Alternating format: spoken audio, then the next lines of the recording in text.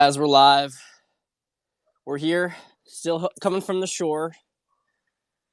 Now, look, I gotta be honest. It's been a good weekend with some friends, having some White Claws and stuff. Was thinking about not having any wine. My friend here, he's like, "You gotta have it. You gotta have it. It's your brand. You gotta have wine." So, opened literally the only bottle of wine we have here, which I picked up a Chianti a little bit earlier. Very simple, guys. Very simple Chianti. Nothing special. Nothing special, but it's light. It's light and easy. I'm not going to tell you too much about this. Just a little. Chianti is mostly 90% at least Sangiovese, maybe 80%, but it's almost always close to 90 to 100% Sangiovese, which is the grape of Tuscany. It's a very good grape, and you can make it in higher quality forms like Brunello di Montalcino, Vino Nobile di Montepulciano, things I like a lot. But Chianti, guys, everyone knows Chianti. It's your simple Italian table wine. Simple Italian table wine. So look at me. You see how weathered I am right now? It's been a good weekend out in the sun. Yesterday at the Jersey Shore was just phenomenal. Today got a beautiful day. Chianti is not sweet. It's dry. It's a dry wine. I'm very rarely going to bring on any wines that have any sweetness in it because, well, first off, if it's sweetness that's good, it's going to be like a port. And I could do that. I have a ruby port.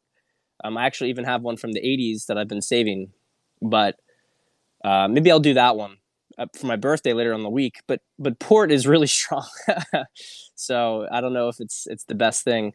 And a lot of cheap reds from like California will add sugar, so they'll be off dry. They'll have some sugar to it, but it's just a way to.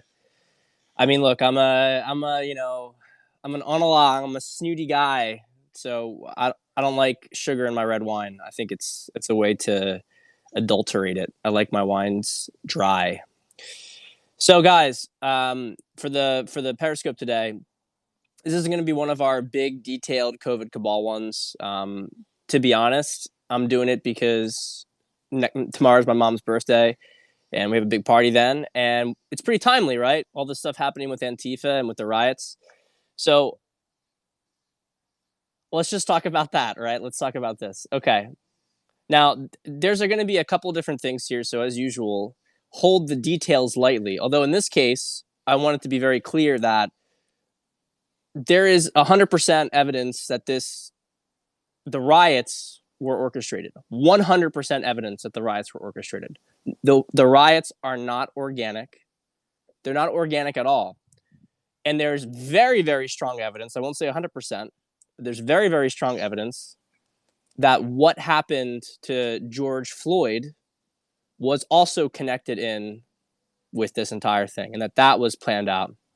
Now, let's talk about some details about the George Floyd murder. And look, guys, for the record here, this is why I say hold it lightly. I don't know whether he was an innocent guy. I don't know whether he was involved, that he knew he was going to be killed. There is some evidence that maybe he wasn't even killed. They've seen him in a car afterwards, after the attack.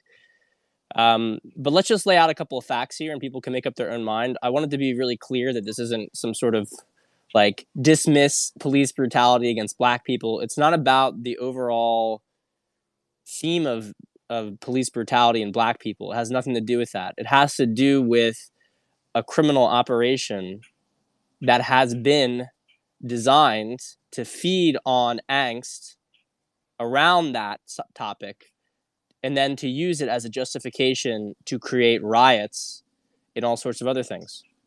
So we actually got some people here. My wife and her friend have just arrived and they're going to be using the hose and stuff. So I'm going to move porches. Give me a second here. Give me a second. I'm going to move some porches.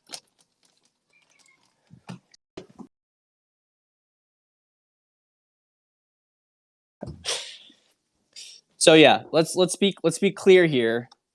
None of this has anything whatsoever to do with the legitimate criticisms of black people against police.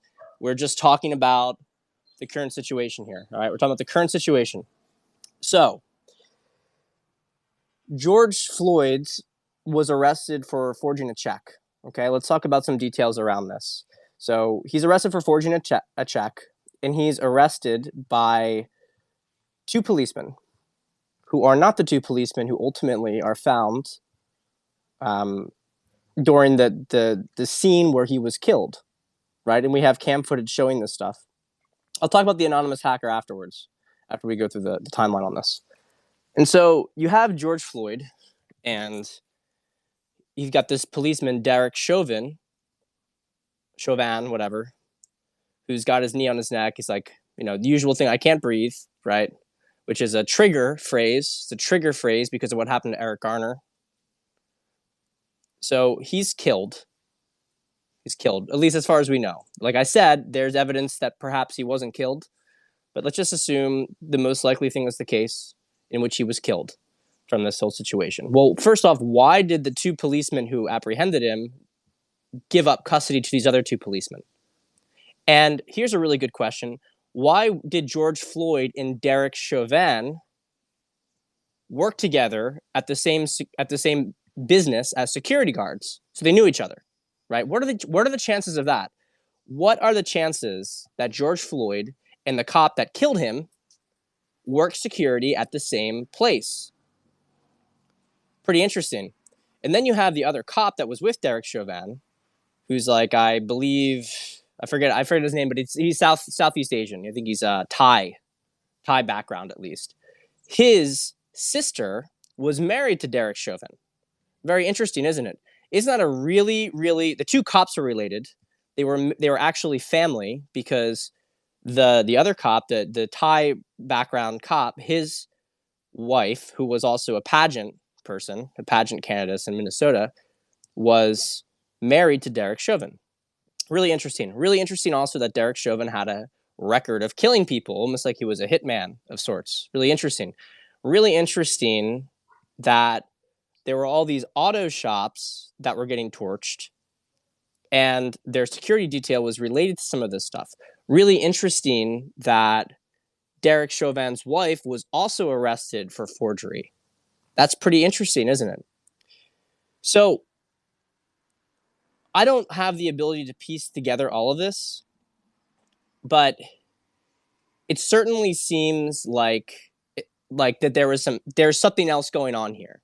Okay, there's something else going on here, and I have heard. I mean, this is also in Ilan Omar's district, right? Which is a CABAL district. This is kind of like Broward County, Florida, right? There are certain districts where they're able to do it. There's a lot of corruption that's going on under the surface.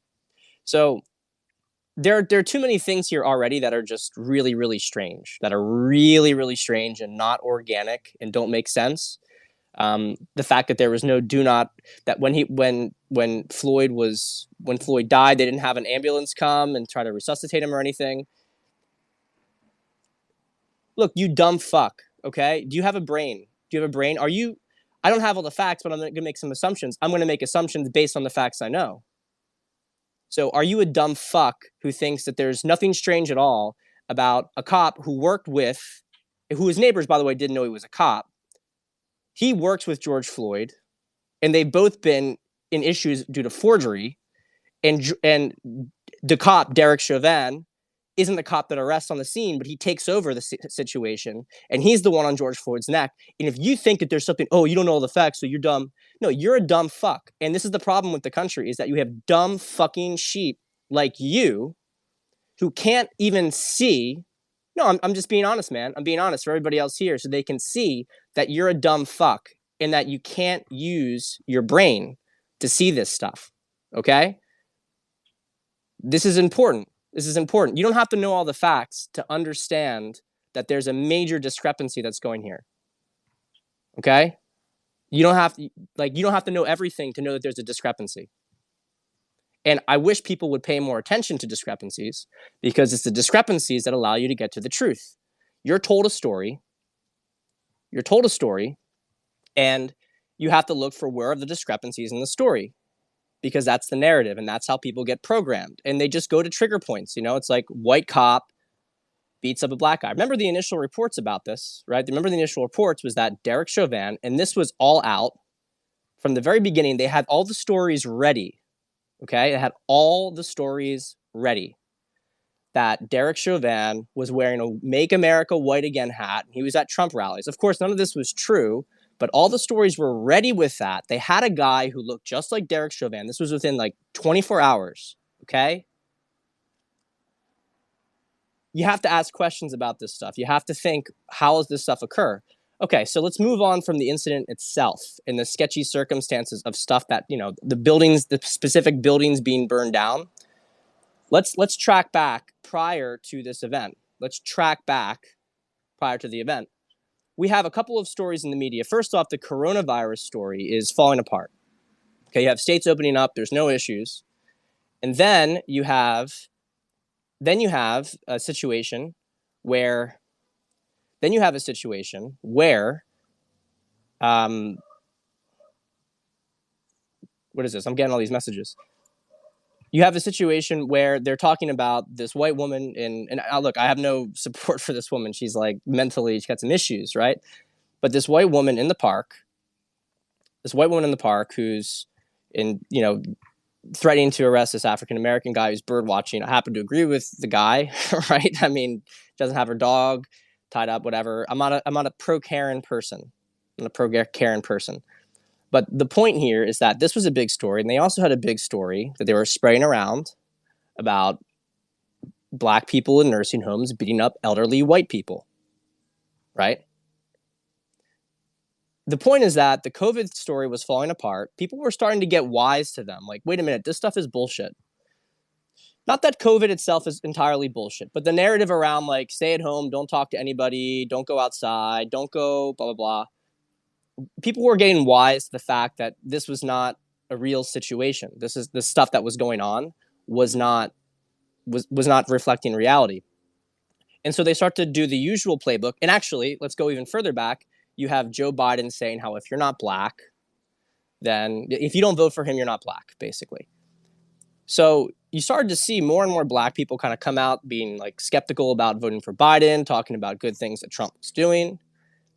And then they start to put this, the usual card. Let's play a card that's going to divide people. Let's do it. White cop kills black guy. City riots. White people then don't like black people. It's the usual sort of cycle that they do, divide and conquer, the Hegelian dialect, right? So we can see that this stuff has been set, that they've wanted to do this, and they picked a really good location, which was a district, like I said, Ilhan Omar's district in Minneapolis, a place where you have institutional support. So here's the whole thing. So then we have the riots themselves. Now, this is now well documented. Okay, now we're in territory where even if we just assume that everything we talked about in the beginning was completely organic, it was a bad cop kills a black guy. Now we have a situation where the riots are clearly orchestrated. It's Antifa, which is a Soros-funded terror group, which has just been today acknowledged as a terror group by Trump, designated as one by Trump.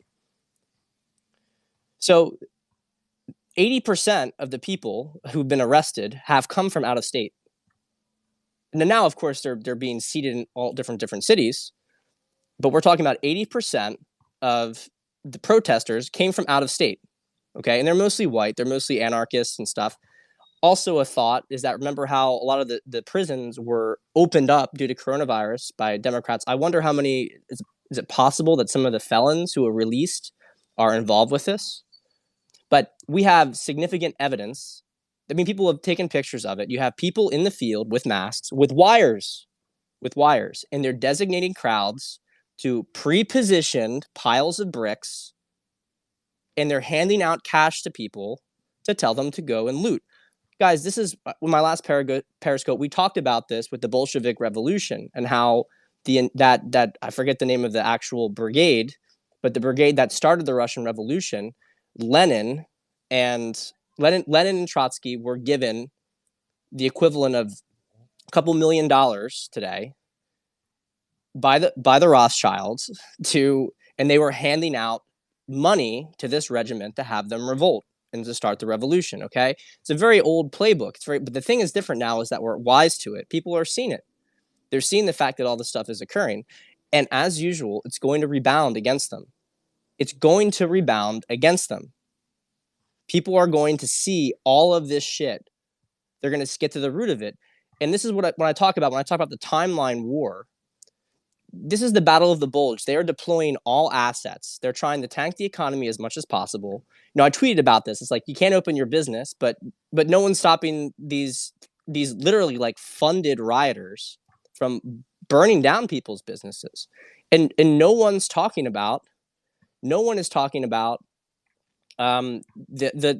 coronavirus anymore. No one's talking about it. You have people in the streets all out there. I guess they're wearing masks. Maybe that's why it's okay. But this is ridiculous. It's ridiculous, and everyone's seen it's ridiculous. And if you just pay attention, you can see how the narrative gets flipped. And so when you guys, I'm not talking about you guys mostly in particular, because you guys are smart, right? You're here because you're curious, but you have to wake up to this programming. It's so obvious if you know how to see it. It's so obvious if you know how to see it. And so this is the situation we have right now. I think it's going to rebound big time. And I think when people start to realize just how much of this thing has been funded, Tanai was talking about, Tanai the Science Guy is a great follow. He was talking about how in Chicago, the same thing was happening with guns, that guns were being basically left on corners in the city. They were left on opposing corners in the city. And that's one of the reasons that Chicago has this massive gun violence, which I didn't know, but it actually makes perfect sense because it was bizarre. It was bizarre how this was continuing to occur. So anyway, this is the kind of current situation. Last thing I want to talk about here is, some people have been telling me about, the anonymous drop on Trump and Epstein. And okay, look, I think it's important to keep an open mind about this stuff. You can, obviously Trump was in some of those circles, and I don't want to be the person who runs, interference. Like, no, it couldn't happen. But I want to talk about this drop because this is not new. This Pacer filing came out before the election in 2016. I'd seen it before. And Anonymous has been a hack group for a while. I'm kind of blown away that people still take it seriously, because they're always like, we have all the documents to release this. We're gonna expose everything, and they never do it. It's always like completely underwhelming. And so, if that group was legitimate at some point, it's been co-opted for a long time now. And this federal filing against Trump, okay, it's by Jane Doe, and she's saying that Trump, slept with her multiple times, and then he was forceful with her, et cetera, at Epstein's place.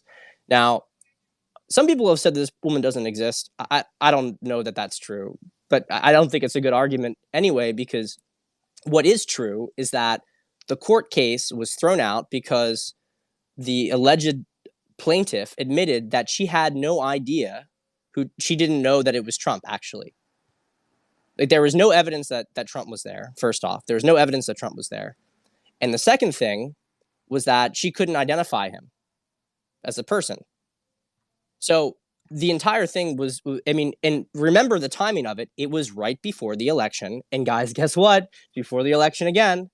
But it was right before the election. And guess what had come out just before that happened?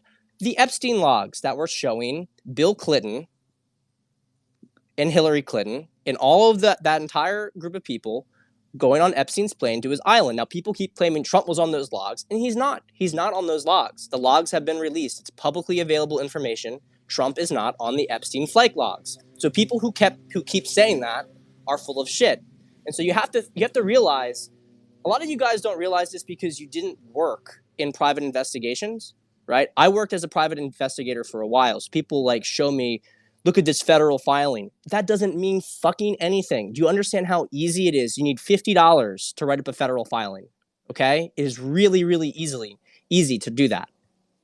This is a civil case, okay? It's not a criminal case. And it can be thrown out very, very quickly. So anybody can just, there was this one going around that a lot of people in Q were saying, people of the world against Google. This is it's finally happening. No, it's not happening, guys. It is happening, but that's not the evidence. That's just anybody could file a case on the behalf of the world against Google, pay $100, $100, and write up a case. I have seen ridiculous cases, okay, because I had to do investigations on people, and I know what kind of stuff people have filed. Sometimes they're handwritten. It's ridiculous. There's a lot of crazy people out there. So don't think because there's a case filing that it means anything. it doesn't mean anything at all. And if the case is thrown out without even a trial, then you really know that it's not a good case. Unless the only exception I'm going to make to this is if it was a valid case, but there was some sort of intervention by a judge who was bought or a prosecutor who was bought that refused to actually go forward with the case. But again, we're talking about criminal cases there, not civil cases. For civil cases, it's very easy to spam, but a criminal case has to go before a grand jury. And if the grand jury doesn't indict, you can't bring criminal charges. You can't do that in a civil case. You can file a civil suit against anybody, and you can waste money doing it, but you can file it. So anyway, I'm happy to answer some questions for you guys. Like I said, I'm not doing too much other stuff. I'm not talking about too many other things this time. Anything else here? You got any questions? You guys got any questions? I mean, I'm hanging with some friends, so I don't have to stick around too long.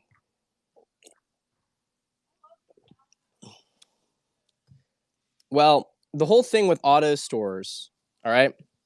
The whole thing with auto stores, Loki Julianus had some indications about this. What it seems like that there was some criminal operation that was being run out of auto stores that may have had to do with some forgery. Just because of the coincidence that the buildings that were initially torched were the police precinct and 3 auto stores. Okay, that's very interesting targeting for that to occur. Auto stores are not usually places you would think of people looting, and you certainly wouldn't think of them doing it from the very beginning. So, what do I think the outcome will be of the Barr Durham investigation? I mean, it's all happening. It's all going to come out. But they're gonna throw everything they possibly can. They're gonna throw everything they possibly can at us, and a lot of people fell for it, but they're snapping out of it, which is okay. It's okay. It's okay to fall into this stuff. I mean, it's designed to be weaponized around you, designed to like antagonize you. But don't take a step back and check yourself. Do I think Trump is going to be reelected? Of course, I think he's going to be reelected. I don't think that there's any chance. I actually don't think that there is any chance that Biden is going to be elected president.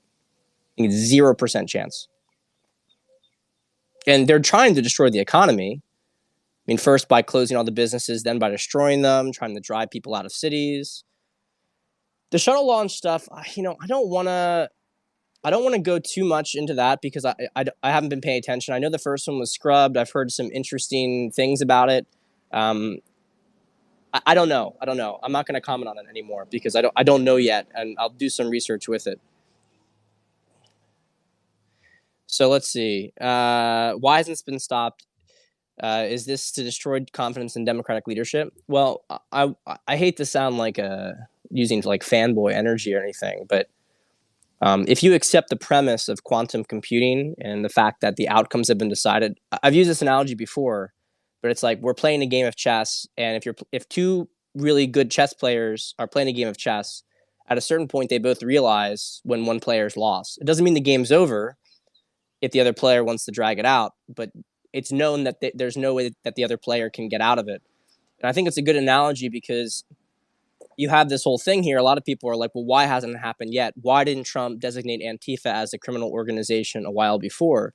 Well, certainly it seems now that the timing of him calling it a criminal organization, right? The timing is working out much more to his favor than before, right? Now it's like you want to bring them to a point where they are able to really show themselves, where they're able to really reveal themselves, and that maximum damage can be inflicted on them. And if you do it prematurely, they can run interference and they can neutralize your attack, right? So you don't want to expend your resources at the wrong moment. They're expending all their resources right now because they have to. And I have to admit, it's been their best push yet. But I think it's a desperation move. They're buying time. I mean, you would think this is the kind of thing that you would do if you really had full control of the situation. You would be doing this in like a week or 2 before the election, right? That's when you'd be doing it. But they're doing it now because they're just trying to, they'll be overrun by the election, and so they have to throw what they have at us now. So don't stress about it. I mean, it gets frustrating sometimes having to deal with people who are brainwashed, who just continue to like change their mind whenever the news cycle tells them to do. I mean, remember, like, great example, the mask thing, right? End of February, don't get a mask. Masks are useless. Our medical professionals need them, but they're useless. Don't get them. 1 month later, everyone needs to wear a mask. like, like, does anyone even like understand how funny this is? But yet, the people who told them this, they continue to just trust blindly, as if, oh yeah, now what they're telling us, now what they're reporting on doesn't have an agenda behind it. There is so much information out there. You could report anything, but you have to ask why something is being reported. So, yeah, black people haven't been tried this bad since Martin Luther King. And, you know, I'll remind people that Martin Luther King was going to march on Washington to kind of call out things that were going on, like the sort of scam that was being inflicted on the black people through Lyndon Johnson, and he was killed, right? So, I mean, look, it's not my community. You know, I very much believe in different groups having their own communities. It's not my place to talk about it, but there are plenty of black people who are woken up to this stuff, though, how they're getting used. I mean, they're getting used, but it's their own choice, right? It's their own choice, and they have to collectively agree to wake up from that and take back agency as people. It's great people. They have to take up agency for that for themselves. I don't know if it's going to move up the disclosure timeline, but I think it is. I think it's part of the timeline, more or less. I mean, you know, the details or some things can blow a little bit here and there, but I don't have a. I think that everything is going to fundamentally come out around when it was supposed to come out, when it was due to come out. I don't think the riots are funded by CCP, but you could say that the same people who have helped build the CCP are funding the riots. So remember, the cabal has different branches. They cooperate on certain things. But I don't think China is directly funding it. Though I wouldn't be surprised if it came out that there was some funding there. It wouldn't surprise me, but I don't see any evidence that they're behind this at the moment. But, you know, with the protests in Hong Kong, it was very clear that we were behind that. So, you know, it's certainly possible. Certainly possible. Do I like Joe Rogan? I don't have an opinion on Joe Rogan. I know some people really don't like him. I think he sold out. They point out that Spotify is, I think, owned by Tencent, which is a Chinese company, and that, you know, now he's going to cash out. He's going to make some money. I think that's unfair. I think it's pretty unfair. Some people have criticized Joe Rogan for not really speaking up about everything he knows. You guys watch the Alex Jones podcast? I thought I'm not an Alex Jones fanboy at all. I don't watch his stuff. In fact, I've only watched his stuff on Joe Rogan because otherwise, Alex Jones, I feel like I'm going to go crazy listening to him. He's just all over the place. There's no train of thought. I don't know what he's, you know, I don't know what he's talking about. It's a lot of energy, but it's not a lot of structure. Joe Rogan kept him more structured and more on path, so you could actually learn some things from it. But, you know, one of the things Alex Jones said is that, you know all this stuff, Joe. Why are you like asking me this stuff? You know all these things. You know about North Woods, right? The sort of CIA or Northfield or Northwoods. I forget, but it was basically in the 60s a CIA plan to do a false flag on the United States to create, you know, an event that would, something like 9/11, right? So some people have criticized him for not speaking up more about what he knows. I think it's important to understand that when you get to a certain level, it's not like you're playing, like you're kind of given some choices, and it's kind of like you join us. If you oppose us, we'll crush you. But you can kind of play with them in between this position, and you can not go too far against them, but not, so you can release some information, right? You can do things like give Alex Jones a platform for regular people to watch him, right? And he got in big trouble for that. Don't forget. I mean, one of the reasons he's moving to Spotify is because Google is censoring him. So, I mean, you can make these comments about oh, he's going to a company that has, China has a big share in. But it's like, well, Google is Google. I mean, Google's as much embedded with China as anything else. Google actively censors results. They're blocking his videos from being seen. So, I mean, pick your poison, right? So I think that on balance, he's going to be a force. He's a force for good. I don't think that he is a martyr. I don't think that he's done anything to really put his neck out too much. And I think he, you know, has a sense of self-preservation, which I can't hate him on. How can you hate someone for having a sense of self-preservation? But yeah, that's my take on him. That's my take. Okay, let's see here. I think Soros being held accountable for financial ties is just a matter of time. Just a matter of time. National Guard has moved in Minnesota. I wouldn't be surprised if it moves in other states. Wouldn't be surprised. So it could be. I mean, now that they're a terrorist organization, there's a lot of options on the table, so to speak. I mean, as Nabil Aziz says, Antifa is white ISIS. I think that's the right way to look at it. I mean, they are white ISIS. They're a bunch of white kids, spoiled white kids for the most part. Like Tim Kaine's son, remember? Tim Kaine, remember? Like, guys, think about this for a second, how crazy this is. Tim Kaine, Hillary Clinton's running mate, okay, vice presidential candidate, his son was arrested for being part of Antifa. I mean, like, this is really, really connected. It's really connected. So it's all going to get cleaned up. It's all going to get cleaned up. All right, I'll just try to do this. Please explain the difference between local, state, National Guard, right? So you have, in America, you have divisions of power, just real quick. You have townships, cities, you have states, and you have federal. States, so they all have their own separate police force. I don't know how you would classify federal police. I suppose could be like the FBI, but states have also separate branches. But mostly, you're going to have city and state police. Now, the state can mobilize the National Guard. I don't know for certain if it requires the president may have to give authority to the governor, but the governor can mobilize the National Guard. Usually the National Guard is used for national emergencies like hurricane relief and stuff like that. But obviously it can be mobilized for a domestic situation like this.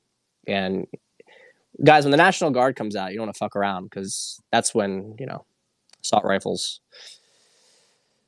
How do you help normies understand there's a war going on? Just point out these discrepancies. Point out the mass discrepancies. Point out some of the stories we talked about in this Periscope. Just point them out. And also wait until you might get like an opening here and there. They might mention something. Like I was talking to some family the other day that hasn't been quite woken up. And they were talking about some stuff with China. And I was like, well, look, I mean, I'm well versed in the stuff with China, and I told them about my experiences working for strategic defense and seeing how China had completely controlled all of rare earth metals in the United States and how it didn't make any sense to me. It was over a decade ago, 12 years ago. And how then I found out 2 years ago that it was Feinstein's husband, who was a lobbyist for China, had been paid millions by China, who had, Feinstein shut down the last rare earth metals mine in the United States in California under a state environmental protection law. And I just pointed out as like how the entire country has been infiltrated by China in many cases like this. And those are the kind of things that like, you don't push it too much and you don't have to talk about Trump, but you just push something like that. You say, yeah, there's been enormous amounts of Chinese infiltration in the US government. And they have to sit with that later on because you don't push your advantage. Right? You don't trigger them. You don't push your advantage, but you just see this information, and eventually something's going to happen that's going to trigger them in the opposite direction. And then they'll come to you usually, or maybe they'll do it on their own, but they'll come to you and they'll say, well, what is going on with this? And then you can say, well, there's a lot of stuff with this. And you can kind of pace like, how much do you want to know about it? And then they're in an open state. They're in a receptive state. And then you can disclose a lot. And that's how it works for most people. That's how it works for most people. But what I recommend you don't do is don't let your ego get involved with it because they're going to wake up on their own timeline and you can't force that. You can just plant seeds for them. And if you try to argue with them, it's about you then. You're not actually serving like a greater good. But what's even more important than that is that when you are pushing it, and I did this when I was younger, you actually make them less likely to believe in it because now you've engaged their ego and their ego defenses are stronger. And it takes somebody like there are some people who I know are right about things, and I admit that they're right, but I don't want to admit they're right. And the fact that I don't want to admit they're right means that it took me a little bit longer. And at this point, I'm very aligned with truth in general. So it's not that it really stopped me necessarily from getting to the truth eventually, but it stopped me from like spreading it emotionally because I don't want to give credit to this person. Even if I come aware to it, I'm not going to like do it because I don't want to feed their ego. And I fight against this. Like I don't, I'm not, but I'm just showing you I'm a human, right? And this is how humans operate. If you if you trigger someone's ego, even if they end up agreeing with you, they're not going to try to admit that they agree with you. They're going to do it begrudgingly. And that's not a way to win people's minds, right? That's why you want to pace them. You want to build up their ego. You want to say, yeah, I know you guys are, like, you get this. You're smart. Like, you see this stuff. And then they're going to be open because they want to be smart. All right, let's see here. Blah, blah, blah. Buckingham Palace seal being taken down, where the Queen has been indicted. I've heard a lot of stuff like that. Some people claim to have inside information on it. The truth is that we don't know, man. We don't know. I do think that there's a lot of stuff going on with the Royals, and my intuition tells me that a lot of stuff has already been wrapped up behind the scenes and that it's a matter of the disclosure. But, I don't want to get too crazy with that because then you have stuff like, well, it doesn't seem to mesh with the argument that Soros is actively doing this. And then you'd have to go to some sort of really weird stuff where, well, we control Soros now, and now we're having Soros do things that are going to trash cities and destroy your stuff. So you can get down to like a really weird rabbit hole with that. But I think it's safe to at least say that the Royals know they're in a bad position. We don't have to go so far to the cloning stuff for them to know that they're in a bad position. And so I don't know what the situation is. I don't know. It's interesting though. It's interesting. All right, let's see here. Do I believe life in society will be overall better or worse in a year, 5 years? In 1 year, we have a lot more growing pains to do. I think that things will be better, but we're going through the deconstruction of a lot of different things in our world, in our economy, in our a lot of stuff is going to be shifting. A lot of stuff is going to be shifting, and in transitions, there's chaos, and so it's plausible, for instance, that things could get temporarily a little bit worse before they get better. But in 5 years, 100%, 5 years, things are going to be wonderful. It's my belief. It's my belief, my deep belief that the world is going to look so different in 5 years. But I think we have about a year left of like deep transitional pain to go through. A lot of people getting woken up, some by force, getting really bludgeoned with the truth. But any proof this deep state cabal exists? I mean, I don't. Man, I mean, there's a lot of proof, but I'm not gonna like. What do you want me to do? Like, go to a list like, oh, let me find every single article from the last 3 years that I've read and piece it all together for you. You just have to discern this stuff. No one's gonna like lay you out a Snopes fact check. Snopes fact check. Does the cabal exist? False, right? You can't. It doesn't work like that. It doesn't work. So if you're curious, you don't have to believe anything I say. But if you're curious, go out and seek it. If you seek, you shall find. Latest intel. Have you seen the whole latest intel emergency broadcast with 3x8 sessions of confession videos? Guys, look, I'll say this with this. I've cautioned about the Q people. They get really excited. They want it to happen. Patience, patience, patience. Let's not look for such a very dramatic ending to this whole thing. I admit, because this has been going on since the end of March. People talking about the 10 days of darkness, hypothesizing that this was the first 10 days of April, and that everything was going to be, internet's going to be shut down. They're going to have emergency broadcast system showing the trials. I'm not saying this stuff won't happen, but I think that we need to be really cautious about getting caught up in the emotionality of it and the drama of it. I mean, the whole point, the reason this is being slow dripped out is because the regular person is going to freak out if they see this kind of stuff.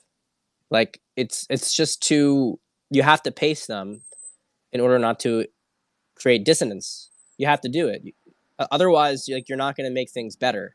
You're going to get violent reactions, which enemies can use to play into their own hands, but also you can just damage people's psyches for a long period of time. It doesn't, because of the ego thing, right? Ego thing, and also just what is going on with reality. You don't want to do that. So I don't know if it's going to be that dramatic. Maybe it'll happen next year.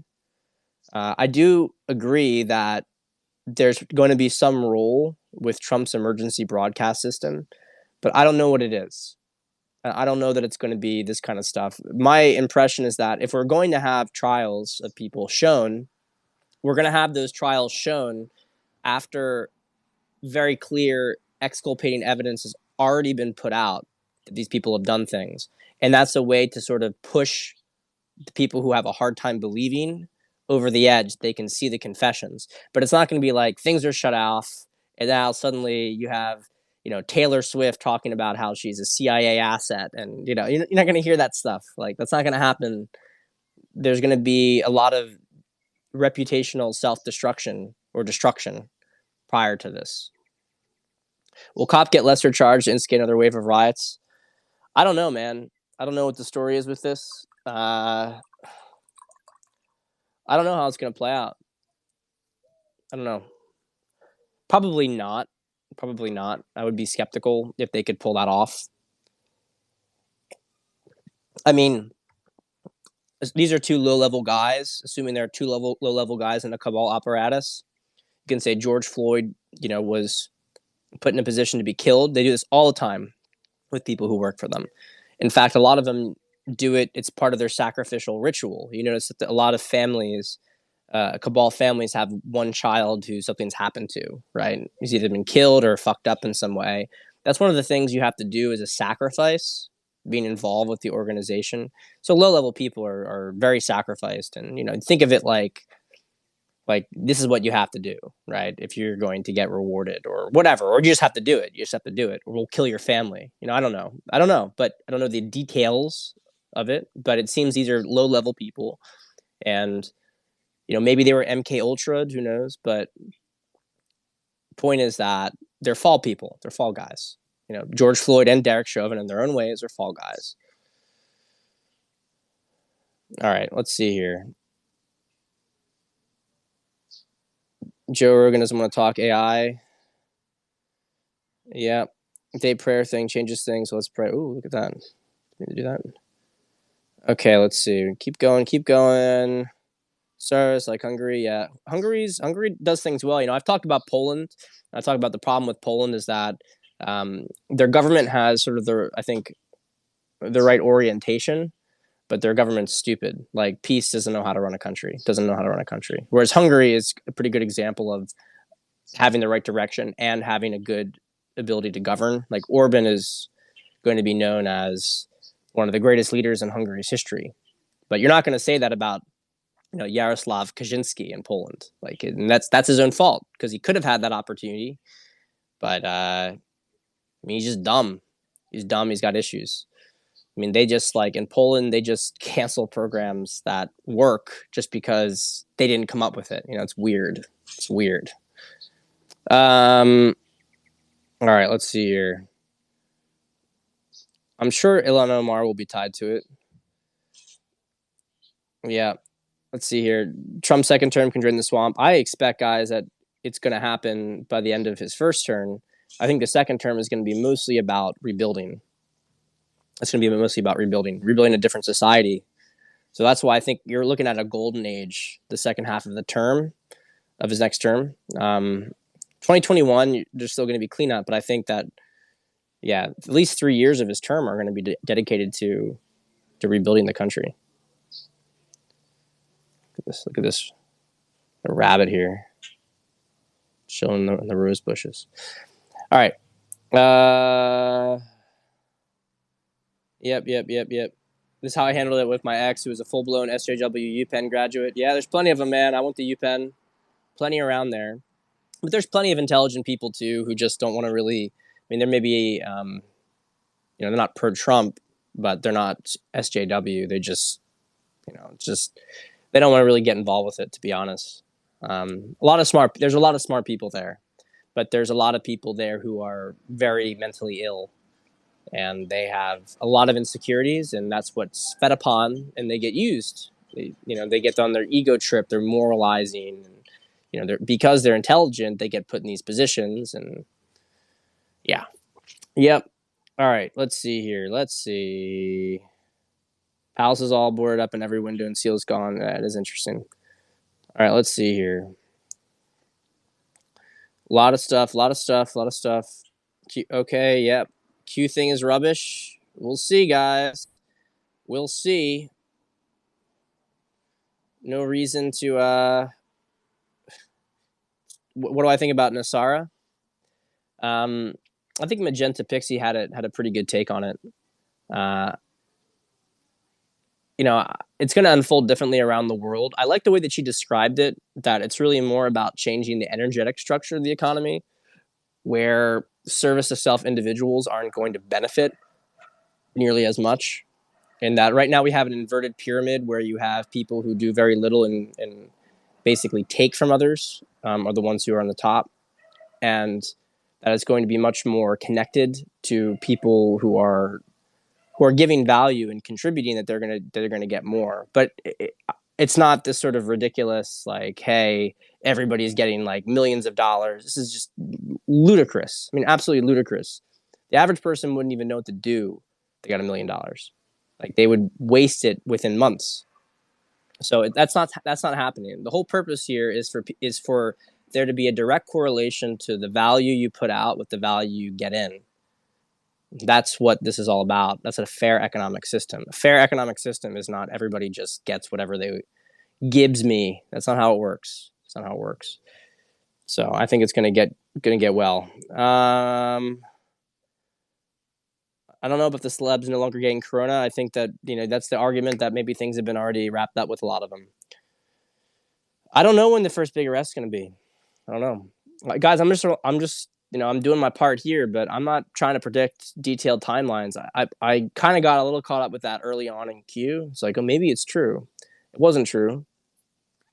And so I trust the trajectory. I don't trust some guy on Twitter to figure out the exact details of what's happening right now. I don't trust that. And I think I'll still watch it because I can get some good ideas and see where things are maybe going.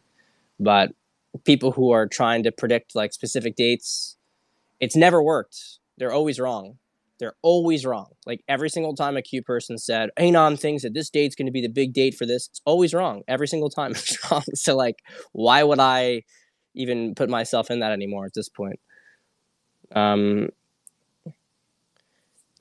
symbolism between the fact that the phrase "I can't breathe" it. Yeah, I did notice that. I didn't mention it. It's a good point. Although you can make a point that somebody... I mean, one other thing people were saying with George Floyd is that he actually wasn't asphyxiated. He had like a stroke. I don't know. There's all sorts of different stuff going around. But it's true that you would think if somebody was being choked that they wouldn't be able to yell, "I can't breathe" over and over again. But guys, I don't know if you have ever been wrestled with somebody and put in a chokehold. I mean, you can start to say stop. Like, when you're panicking, you do put stuff out there. So I don't think this is I get the point, but I don't think it's the hill to die on, because someone could be using their last breath to say "I can't breathe," and then they could no longer be able to breathe because the constriction is so significant. So, about looters, Trump's contradicting statements about looters protesting people. I don't know what that means exactly. I